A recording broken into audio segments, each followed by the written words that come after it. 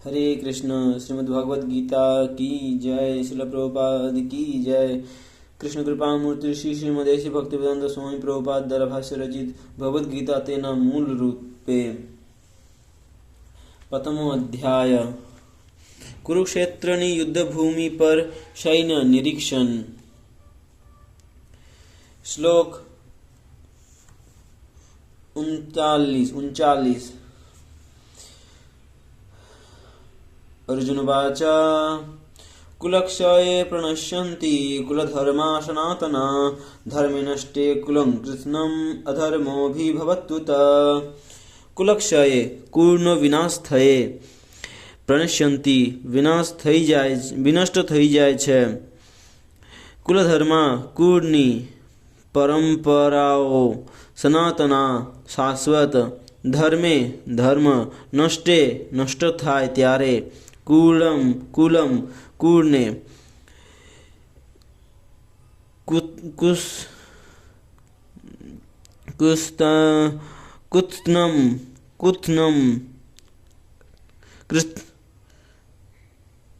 કુત્સનમ સંપૂર્ણ અધર્મ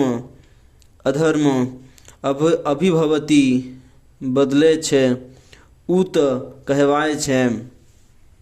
અનુવાદ: કુળનો નાશ થયે સનાતન કુળ પરંપરા નષ્ટ થઈ જાય છે અને એ રીતે બાકીનું કુટુંબ અધર્મમાં સપડાઈ જાય છે. ભાવાર્થ: વર્ણાશ્રમ વ્યવસ્થામાં ધાર્મિક પરંપરાના અનેક નિયમો છે, જેમની સહાયતાથી પરિવારના સભ્યોનો ઉછેર સુયોગ્ય રીતે થાય અને તેઓ આધ્યાત્મિક મૂલ્યો પ્રાપ્ત કરી શકે. વર્ણાશ્રમ વ્યવસ્થામાં ધાર્મિક પરંપરાના અનેક નિયમો છે, જેમની સહાયતાથી પરિવારના સભ્યોનો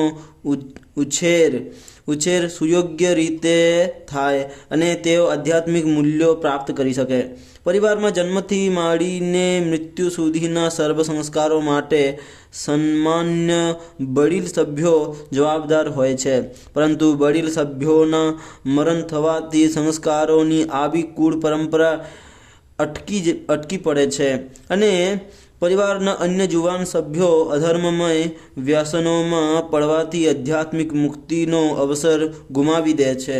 માટે કોઈ પણ કારણે પરિવારના વડીલોનો વધ થવો ન જોઈએ. શ્લોક 40. અધર્માભિભવાત કૃષ્ણ પ્રદુષ્યંતિ કુલસ્ત્રિય સ્ત્રીષુ દુષ્ટાસુ વાર્ષ્ણેય જાયતે વર્ણશંકર.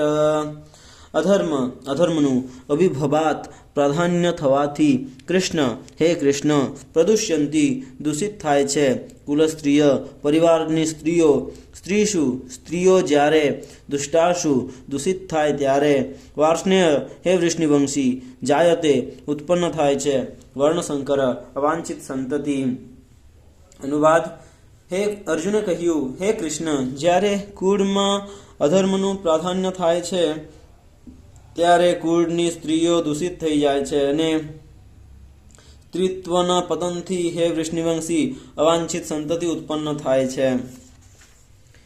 ભાવાર્થ: જીવનમાં શાંતિ, સમૃદ્ધિ તથા આધ્યાત્મિક પ્રગતિ માટે માનવ સમાજમાં ઉત્તમ પ્રજા હોવી એ મૂળભૂત સિદ્ધાંત છે.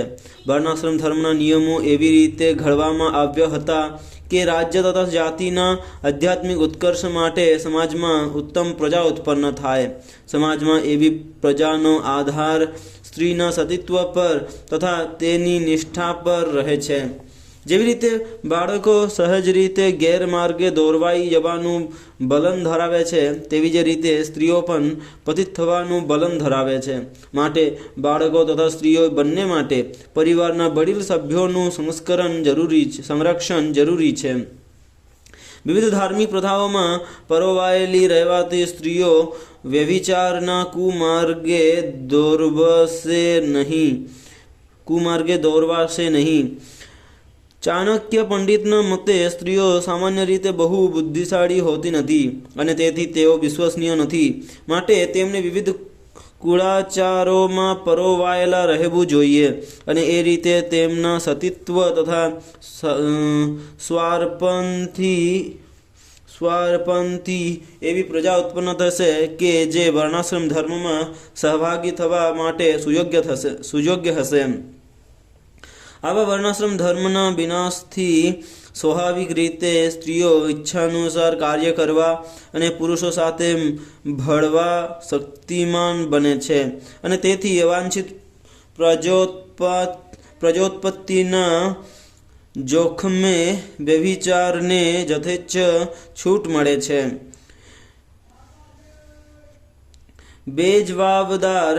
બેજવાબદાર માણસો પણ સમાજમાં વ્યભિચારને પ્રોત્સાહન આપે છે, જેથી માનવજાતિને યુદ્ધ તથા મહામારીનું જોખમ બહોરવું પડે છે. જય શ્રીમદ ભગવદ ગીતા કી જય. ગીતા મહાત્મ્યમ ગીતાશાસ્ત્રમ ઇદં પુણ્યં ય પઠેત પ્રજત પુમાન વિષ્ણુપદમ વાપ્નોતિ ભય શોકાદિવર્જિત. જો મનુષ્ય ભગવદ ગીતાના ઉદ્દેશોને યોગ્ય રીતે અનુસરે તો તે જીવનના સર્વ દુઃખો તથા ચિંતાઓથી રહિત થઈ જાય છે. તે આ જીવનમાં સર્વ ભયમાંથી મુક્ત થશે અને તેના બીજા જન્મમાં તેનું જીવન આધ્યાત્મિક થશે. ગીતાધ્યનશીલસ્ય પ્રાણાયામ પરસ્ય ચ નૈવ સંધિ પાપાની પૂર્વજન્મ કૃતાની ચ. જો કોઈ મનુષ્ય ભગવદ ગીતાનું નિષ્ઠા તથા ગંભીરતાપૂર્વક અધ્યયન કરે છે તો ભગવત કૃપાથી તેના પૂર્વે કરેલા દુષ્કર્મોના ફળો તેને ભોગવવા પડશે નહીં. મલિનમુચનં પુંસં જલસ્નાનં દિને દિને સકૃત ગીતામૃત સ્નાનં સંસારમલનાશનમ. જળમાં સ્નાન કરીને મનુષ્ય હંમેશા પોતાને સ્વચ્છ કરી શકે છે, પણ ભગવદ્ ગીતા રૂપી પવિત્ર ગંગા જળમાં જો કોઈ એક બાર પણ સ્નાન કરી લે તો તે ભવસાગરની મલિનતાથી હર હંમેશ માટે મુક્ત થઈ જાય છે. ગીતા સુગીતા કર્તવ્ય કે મન્ય શાસ્ત્ર વિશ્વરે જા સ્વયં પદ્મનાભસ્ય મુખ પદ્માત વિનિશ્રિતા.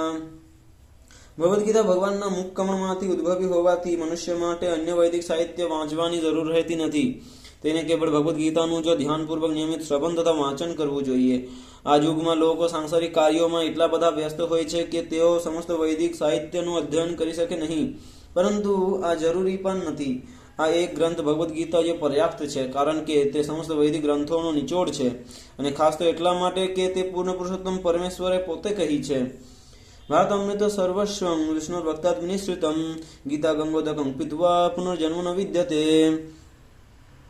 જે ગંગાજળનું પાન કરે છે તેને મોક્ષ મળે છે, તો પછી જે મનુષ્ય ભગવદ્ ગીતાના અમૃતનું પાન કરે છે તેને માટે તો કહેવું જ શું. ભગવદ્ ગીતા મહાભારતનું અમૃત છે અને સ્વયં ભગવાન કૃષ્ણએ આદ્ય વિષ્ણુએ કહી છે.